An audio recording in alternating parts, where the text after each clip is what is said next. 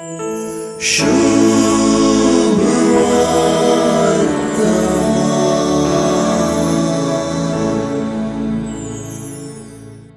सुवार्थ ऐकतल्यांक कांय सवालां दोसल्यार दुबावना.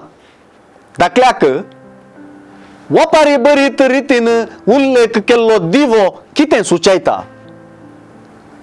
उगडापी जावंक आसची गजाल कितें? सुवार्थेंतलें आयकुंचें म्हणलें उतर कितें आयकुंच्याक सुचयता?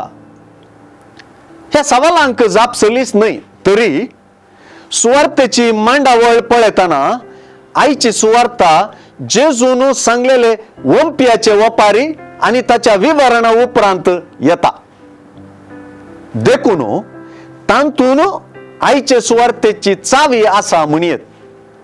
म्हणजे वंप्याचे वपारींत आनी ताच्या विवरणांत देवाचे उतर आयकुंच्याक आनी फळाबरीत जावंच्याक उलो आसलो, आनी आईचे सुवार्थेचो गांच देवाच्या उतराचेर आसा तें स्पश्ट जाता. हे दिशेन पळयतना सर्वांक दिसचे परी दिवटणेर आसचो दिवो देवाचे उतर आनी त्या उतरा प्रेरीत जिनिस सै. तेच परी देवाचे उतर धांपून आनी लिपोवन दवरूंक जायना आनी तें उतर उगडापें जायनासतना रावना.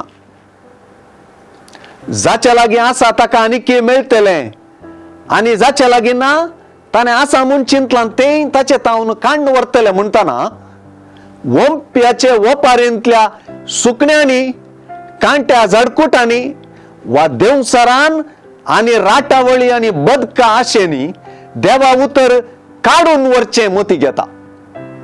देवाचें उतर आयकून पाळटल्यांतय मात्र तें उतर वाडटा, फळ दिता आनी जिविताचें फळादीकपण चड चड दिसता.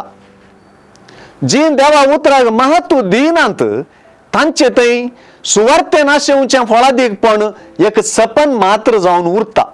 अशें देवाच्या उतराचो गांच आईचे सुवार्थेक आनी वंप्याचे वपारीक जोडून देवाचें उतर जिवितांत कशें फळादीक जाता म्हणून दामून सांगता.